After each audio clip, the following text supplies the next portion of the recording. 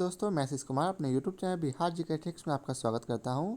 आज हम लोग सामान्य विज्ञान के अंतर्गत जीव विज्ञान का पहले चैप्टर जीव विज्ञान की उपशाखा को इस वीडियो में देखेंगे। तो यदि आप लोगों ने अब तक हमारा चैनल बिहार जी के ट्रिक्स सब्सक्राइब नहीं किया है तो इसे सब्सक्राइब कर लें, साथ ही बेल आइकन को जरूर दबाएं। तो आइए वीडियो को स्टार्ट करते हैं। तो सबसे पहले हम लोग इसके नोट्स को पढ़ेंगे। तो आइए इसके नोट्स को पढ़ते हैं। समानतः विज्ञान शब्द प्रत्येक सुव्यवस्थित एवं क्रमबद्ध ज्ञान या अनुभव के लिए प्रयुक्त होता है। इसे मुख्यतः दो भागों अर्थात प्रकृति विज्ञान तथा सामाजिक विज्ञान में विभाजित किया जा सकता है। प्रकृति विज्ञान दो प्रमुख शाखाओं फिजिकल साइंस तथा लाइफ या बायोलॉजिकल साइंस में विभाजित होता है, जो पुनः कई शाखाओं व उपशाखाओं में विभाजित होता है। लैमार्क तथा ट्रेवेनियर नामक वैज्ञानिकों ने सर्वप्रथम जीव विज्ञान शब्द का प्रयोग किया था। अब आइए चलते हैं जीव विज्ञान की शाखाएं एवं उपशाखाओं को देखते हैं। तो सबसे पहले है जंतु विज्ञान, जिसके अंतर्गत हम लोग विभिन्न प्रकार के जीवित एवं मृत जंतुओं का विस्तृत अध्ययन करते हैं। नेक्स्ट है वनस्पति विज्ञान, जिसके अंतर्गत हम लोग विभिन्न प्रकार के पादपों व उनके क्रियाकलापों का अध्ययन करते हैं। नेक्स्ट है पैलियो बायोलॉजी या जीवाश्मिकी, जिसके अंतर्गत हम लोग जीवों अर्थात जंतु एवं पादप के जीवाश्मों का अध्ययन करते हैं। नेक्स्ट है पैलियो बॉटनी, जिसके अंतर्गत हम लोग पादप जीवाश्मों का अध्ययन करते हैं। नेक्स्ट है पारिस्थितिक विज्ञान अर्थात इकोलॉजी, जिसके अंतर्गत हम लोग सजीवों पर उनके चारों ओर के पर्यावरण के प्रभाव का अध्ययन करते हैं। नेक्स्ट है आनुवांशिकी अर्थात जेनेटिक्स, जिसके अंतर्गत हम लोग जीवों के आनुवांशिक लक्षणों तथा इनकी वंशागति का अध्ययन करते हैं। आगे है फिजियोलॉजी, जिसके अंतर्गत हम लोग शरीर के विभिन्न भागों के कार्य तथा कार्य विधियों का अध्ययन करते हैं। आगे है पेडियोलॉजी, जिसके अंतर्गत हम लोग मृदा निर्माण, मृदा के प्रकार इत्यादि का अध्ययन करते हैं।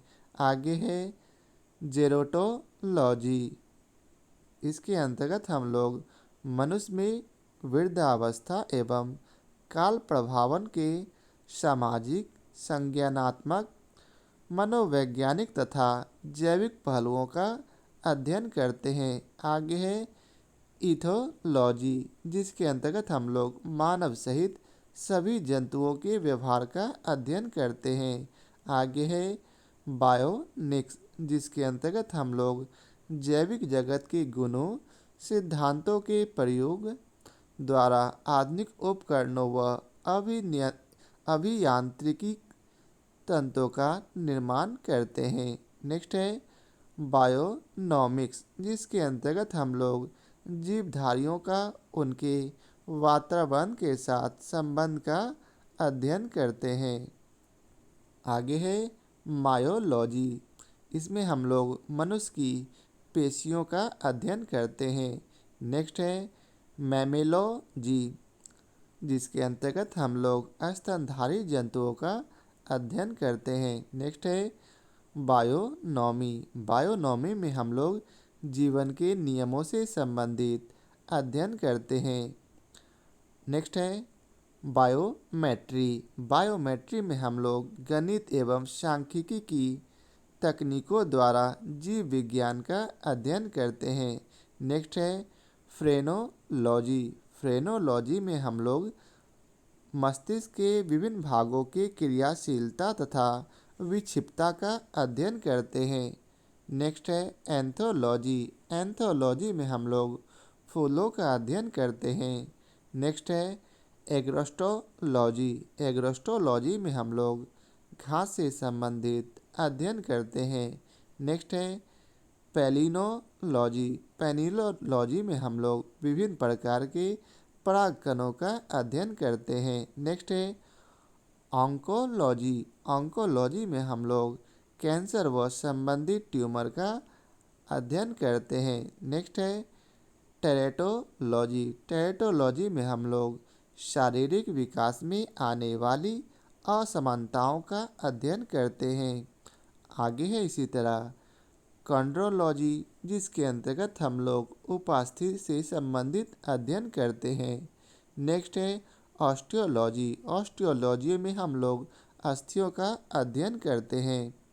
आगे है सेरोलॉजी, सेरोलॉजी में हम लोग रुधिर सीरम का वैज्ञानिक अध्ययन करते हैं। नेक्स्ट है हीमेटोलॉजी, हीमेटोलॉजी में हम लोग रुधिर का अध्ययन करते हैं। नेक्स्ट है न्यूरोलॉजी, न्यूरोलॉजी में हम लोग तंत्रिका तंत्र से संबंधित अध्ययन करते हैं। आगे है लिथोट्रिप्सी, लिथोट्रिप्सी एक चिकित्सकीय प्रक्रिया है जिसमें किरणों की सहायता से गुर्दे, पित्ताशय, मूत्राशय की थैली में स्थित पथरी को तोड़कर मरीज का इलाज किया जाता है। नेक्स्ट है पैथोलॉजी, पैथोलॉजी में हम लोग रोगों की प्रकृति, लक्षणों व कारकों का अध्ययन करते हैं। आगे है पैरासिटोलॉजी, पैरासिटोलॉजी में हम लोग परजीवी जीवों का अध्ययन करते हैं। आगे है वायरस विज्ञान, वायरस विज्ञान में हम लोग विषाणुओं का अध्ययन करते हैं। नेक्स्ट है बैक्टीरियोलॉजी, बैक्टीरियोलॉजी में हम लोग जीवाणुओं का अध्ययन करते हैं। आगे है एंटोमोलॉजी, एंटोमोलॉजी में हम लोग कीटों का अध्ययन करते हैं। नेक्स्ट है मिर्मेकोलॉजी, मिर्मेकोलॉजी में हम लोग चींटियों का ही अध्ययन करते हैं। ऊपर है एंटोमोलॉजी, एंटोमोलॉजी में हम लोग कीटों का अध्ययन करते हैं और मिर्मेकोलॉजी में हम लोग चींटियों का अध्ययन करते हैं। आगे है मैलेकोलॉजी, मैलेकोलॉजी में हम लोग मोलास्का और इनके खोलों का अध्ययन करते हैं। नेक्स्ट है इक्थियोलॉजी, इक्थियोलॉजी में हम लोग मत्स्य की संरचना, कायिकी इत्यादि का अध्ययन करते हैं। नेक्स्ट है सर्पेटोलॉजी, सर्पेटोलॉजी में हम लोग सर्पों का अध्ययन करते हैं। नेक्स्ट है हर्पेटोलॉजी, हर्पेटोलॉजी में हम लोग उभयचरों तथा सरीसृपों का अध्ययन करते हैं। आगे है ऑर्निथोलॉजी, ऑर्निथोलॉजी में हम लोग पक्षियों का अध्ययन करते हैं। नेक्स्ट है डर्मेटोलॉजी, डर्मेटोलॉजी में हम लोग त्वचा तथा इसके रोगों का अध्ययन करते हैं। आगे है ट्रोफोलॉजी, ट्रोफोलॉजी में हम लोग पोषण एवं पोषण विधियों का अध्ययन करते हैं। नेक्स्ट है ट्रेटोलॉजी, ट्रेटोलॉजी में हम लोग उपार्जित लक्षणों का अध्ययन करते हैं। अब आगे है प्रमुख शब्दावलियाँ एवं संबंधित उत्पाद। तो पहला है एपीकल्चर, इसके अंतर्गत हम लोग व्यापारिक स्तर पर शहद उत्पादन तथा फसलों में परागण हेतु मधुमक्खी पालन करते हैं। वहीं एवीकल्चर के अंतर्गत हम लोग पक्षी पालन करते हैं। नेक्स्ट है एक्वाकल्चर, एक्वाकल्चर में हम लोग जलीय जीवों अर्थात जंतु एवं वनस्पतियों का संवर्धन करते हैं। नेक्स्ट है एल्गा कल्चर, एल्गा कल्चर में हम लोग एक्वाकल्चर का एक प्रकार जिसके अंतर्गत शैवालों की कृषि की जाती है। वहीं पीसी कल्चर में हम लोग मत्स्य अर्थात मछली पालन करते हैं। नेक्स्ट है एग्रीकल्चर, एग्रीकल्चर में हम लोग फसल संवर्धन, पशुपालन तथा कृषि से संबंधित विज्ञान का अध्ययन करते हैं। आगे है सेरीकल्चर, सेरीकल्चर कच्चे रेशम के उत्पादन हेतु रेशम कीट का पालन किया जाता है।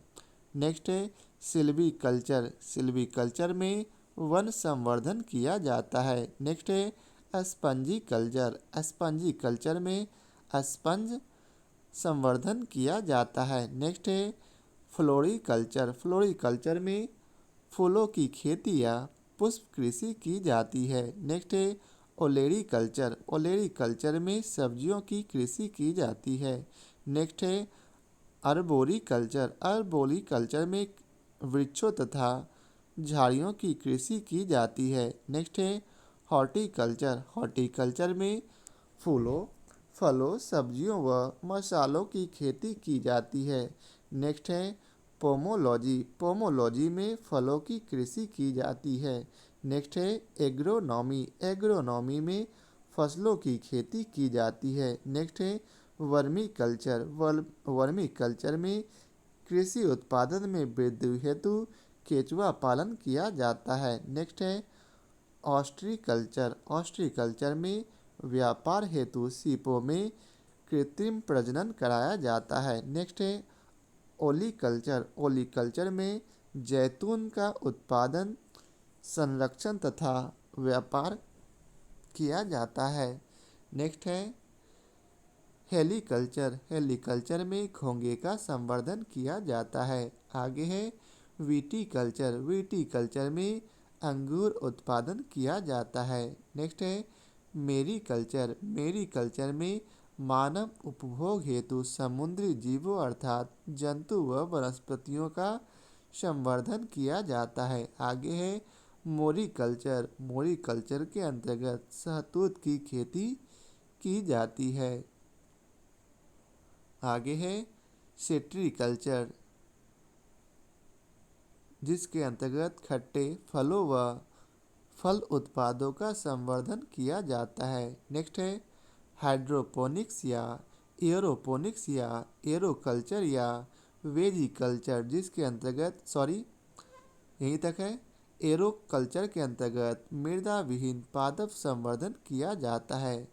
और लास्ट है वेजी कल्चर, जिसके अंतर्गत सब्जियों एवं पौधों की कृषि अर्थात मुख्यतः जड़ वाले फसलों की कृषि जिनमें कायिक प्रवर्धन होता है उनका अध्ययन किया जाता है। अब आइए चलते इसके प्रश्नकोश को देखते हैं। तो पहला प्रश्न है जंतु विज्ञान अध्ययन करता है, तो इसका उत्तर है सी जीवित व मृत जानवरों दोनों का। जंतु विज्ञान के अंतर्गत जीवित एवं मृत जानवरों का विस्तृत अध्ययन किया जाता है। जंतु विज्ञान जीव विज्ञान की एक प्रमुख शाखा है जिसके जनक अरस्तु माने जाते हैं। अब अगला प्रश्न है, इसमें आपको मिलान करना है, तो आप लोग चाहें तो इसका मिलान कर लें। हम लोग डायरेक्ट चलते हैं इसके विश्लेषण पर। अगर आपको और समय चाहिए तो वीडियो को पॉज कर प्रश्न को ध्यानपूर्वक देखें। अब आइए इसके विश्लेषण को पढ़ते हैं। पक्षी, पक्षियों का अध्ययन ऑर्निथोलॉजी के अंतर्गत किया जाता है। वहीं वंशागति का अध्ययन जेनेटिक्स के में किया जाता है। पर्यावरण का अध्ययन इकोलॉजी के अंतर्गत और जीवाश्म का अध्ययन पोलियोबायोलॉजी के अंतर्गत किया जाता है। अगला प्रश्न है फूलों के अध्ययन को कहते हैं क्या, तो इसका उत्तर है एंथ्रोलॉजी। अगला प्रश्न अब आइए चलते हैं इसके विस्तार को पढ़ते हैं। फ्रेनोलॉजी के अंतर्गत मस्तिष्क के विभिन्न भागों की क्रियाशीलता तथा विक्षिप्तता का अध्ययन किया जाता है। वहीं एंथ्रोलॉजी के अंतर्गत फूलों का अध्ययन किया जाता है। आगे है एग्रोस्टोलॉजी के अंतर्गत घास से संबंधित अध्ययन किए जाते हैं। वहीं पैलिनोलॉजी के अंतर्गत विभिन्न प्रकार के पराग कणों का अध्ययन किया जाता है। आगे है कीटों के वैज्ञानिक अध्ययन को कहते हैं क्या, तो इसका उत्तर है एंटोमोलॉजी। एक्थियोलॉजी के अंतर्गत मत्स्य की संरचना, कायिकी इत्यादि का अध्ययन किया जाता है। आगे है एंटोमोलॉजी के अंतर्गत कीटों की वैज्ञानिक अध्ययन किया जाता है। आगे है पैरासिटोलॉजी के अंतर्गत परजीवी जीवों का अध्ययन किया जाता है। और नेक्स्ट है मैलेकोलॉजी के अंतर्गत मोलास्का और इसके खोलों का अध्ययन किया जाता है। अगला प्रश्न है निम्नांकित विषयों में से कौन सा विषय जनसंख्या एवं मानव जाति के महत्वपूर्ण आंकड़ों के अध्ययन से संबंधित है, तो इसका उत्तर है जनांकीकी। पारिस्थितिक विज्ञान के अंतर्गत हम लोग सजीवों पर उनके चारों ओर के पर्यावरण के प्रभाव का अध्ययन करते हैं। वहीं आनुवांशिकी अर्थात जेनेटिक्स के अंतर्गत हम लोग जीवों के आनुवांशिक लक्षणों तथा इनकी वंशागति का अध्ययन करते हैं। नेक्स्ट है जनांकिकी या जनसंख्यांकिकी के अंतर्गत हम लोग मानव जनसंख्या एवं मानव जाति का अध्ययन करते हैं। और वायरस विज्ञान के अंतर्गत हम लोग विषाणुओं का अध्ययन करते हैं। अगला प्रश्न है निम्नलिखित में से कौन सा विषय जनसंख्या एवं मानव समुदायों के महत्वपूर्ण आंकड़ों के अध्ययन से संबंधित है? तो इसका उत्तर है जनांकिकी। जनांकिकी के अंतर्गत जनसंख्या एवं मानव समुदाय के समस्त निर्धारक तत्वों तथा उनके परिणामों का अध्ययन किया जाता है। इसके अंतर्गत जनसंख्या के आकार, क्षेत्रीय वितरण एवं बनावट, उसमें पाए जाने वाले परिवर्तन तथा परिवर्तन के उत्तरदायी कारणों जैसे जन्म दर, मृत्यु दर, क्षेत्रीय संचरण और सामाजिक गतिशीलता का अध्ययन किया जाता है। अर्थात इसके अंतर्गत जनसंख्या के गुणात्मक परिमाणात्मक दोनों ही पक्षों का अध्ययन व विश्लेषण किया जाता है। अगला प्रश्न है विभिन्न संस्कृतियों के वैज्ञानिक विवरण के तुलनात्मक अध्ययन को कहते हैं? तो इसका उत्तर है इथनोलॉजी। इथनोलॉजी के अंतर्गत विभिन्न संस्कृतियों के वैज्ञानिक विवरणों का तुलनात्मक अध्ययन करते हैं। नेक्स्ट है इथनोग्राफी, जिसके अंतर्गत हम लोग किसी विशेष संस्कृति का अध्ययन करते हैं। आगे है इथोलॉजी, इसमें हम लोग मानव सहित सभी जंतुओं के व्यवहार का अध्ययन करते हैं। आगे है एथिक्स, जिसके अंतर्गत हम लोग नैतिक आचार तथा कर्तव्य का मनोवैज्ञानिक अध्ययन करते हैं। आगे है जैविक जगत में होने वाले कार्य, गुण या पद्धति के अध्ययन के इस ज्ञान को मशीनी जगत में उपयोग करने को क्या कहते हैं? तो इसका उत्तर है बायोनिक्स। बायोनिक्स जैविक जगत में होने वाले कार्य, गुण एवं पद्धति का अध्ययन एवं अजैव तंत्र का पर इसका प्रयोग है। आगे है बायोनोमिक्स, इसके अंतर्गत हम लोग जीवधारियों का उनके वातावरण के साथ संबंध का अध्ययन करते हैं। आगे है बायोनोमी, जिसके अंतर्गत हम लोग जीवन के नियमों का अध्ययन करते हैं। आगे है बायोमेट्री के अंतर्गत हम लोग गणित एवं सांख्यिकी की तकनीकों द्वारा जीव विज्ञान का अध्ययन करते हैं। अगला प्रश्न है पैलियो वनस्पति के अंतर्गत अध्ययन करते हैं किसका? तो इसका उत्तर डी, इनमें से कोई नहीं। पैलियो वनस्पति या पैलियो बॉटनी के अंतर्गत पादप जीवाश्मों का अध्ययन करते हैं जो कि लाखों वर्ष पूर्व बर्फ, मिट्टी इत्यादि के नीचे किसी प्राकृतिक घटना के कारण दब गए थे। उनकी छाप पत्थरों की चट्टानों में प्राप्त होती है। जीवाश्मों से जैव विकास के वास्तविक ठोस प्रमाण मिलते हैं। प्रोफेसर बीरबल साहनी को भारतीय जीवाश्म वनस्पति विज्ञान का जनक कहा गया है। आगे है रेशम कीट पालन को कहते हैं? तो इसका उत्तर है सेरीकल्चर।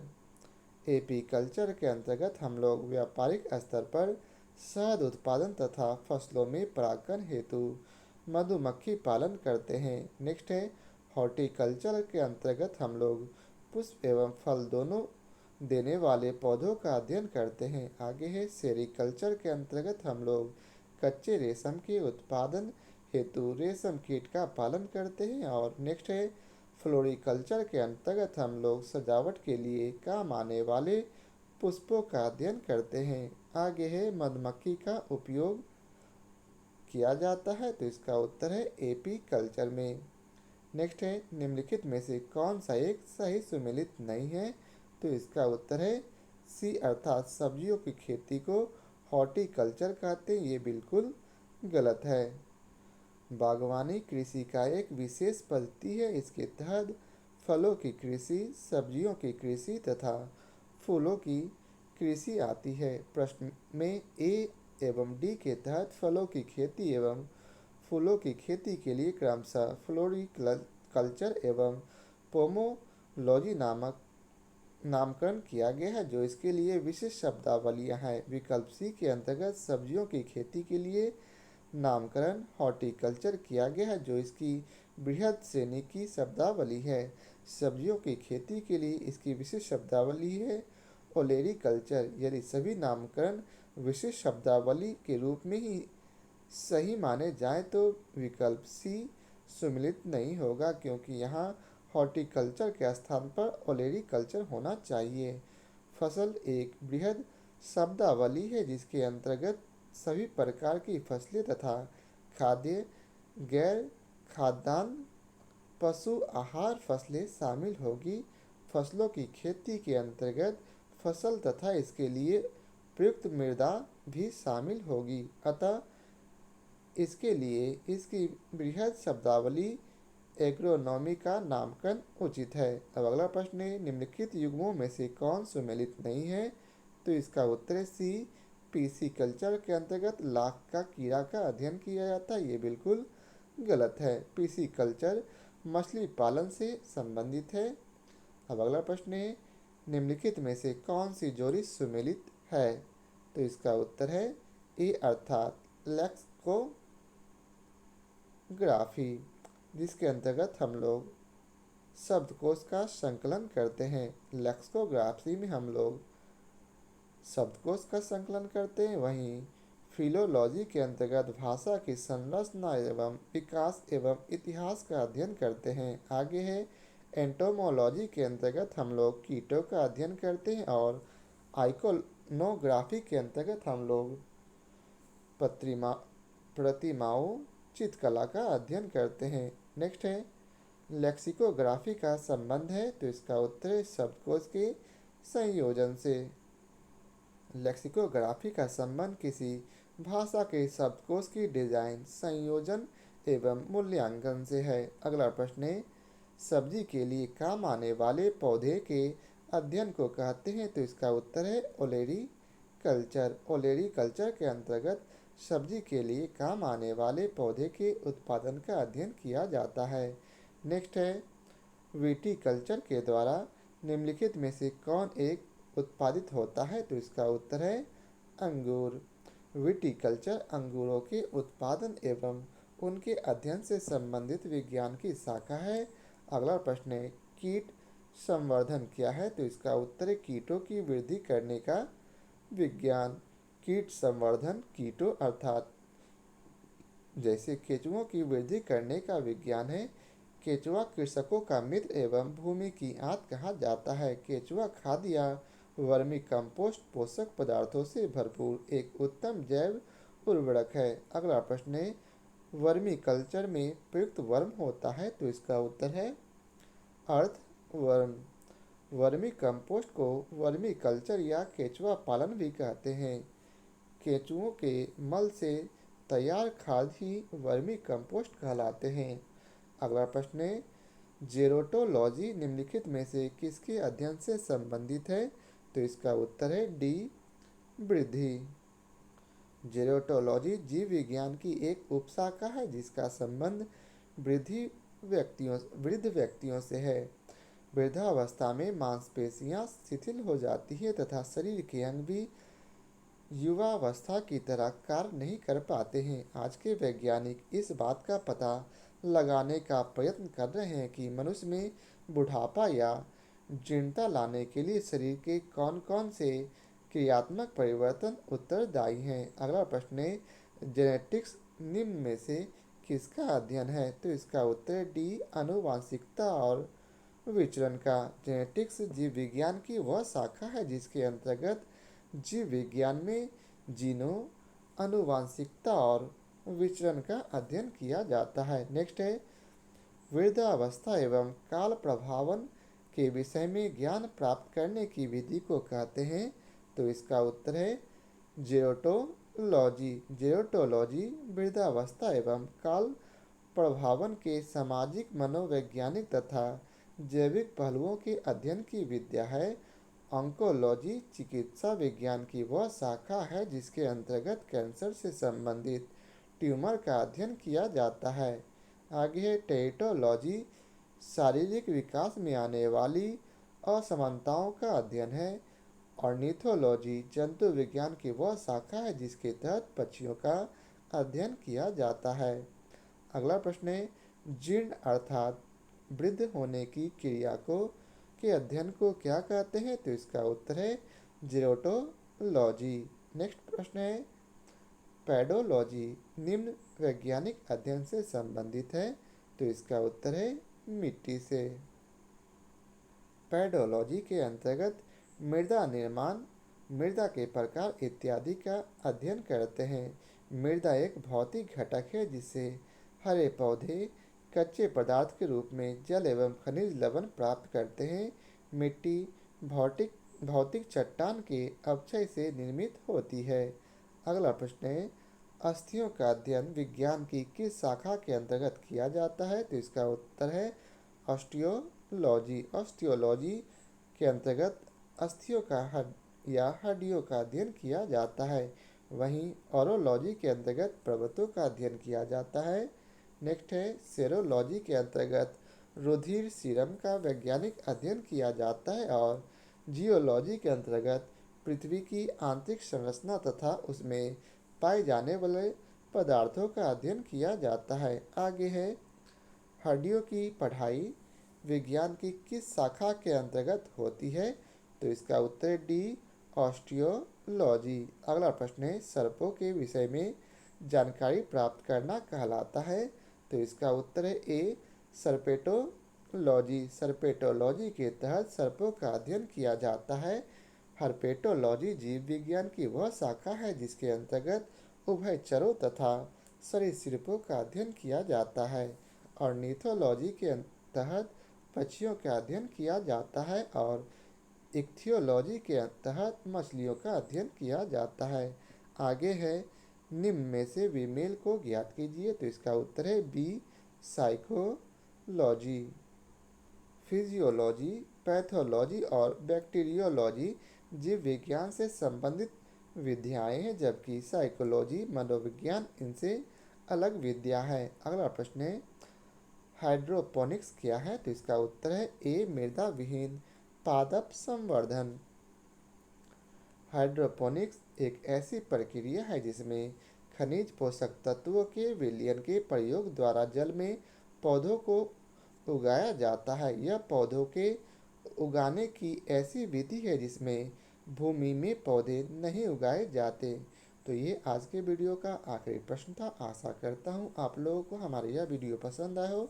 यदि आप लोगों को हमारी यह वीडियो पसंद आया हो तो लाइक और शेयर जरूर करें। फिर मिलते हैं नए चैप्टर के साथ। आज के लिए बहुत बहुत धन्यवाद।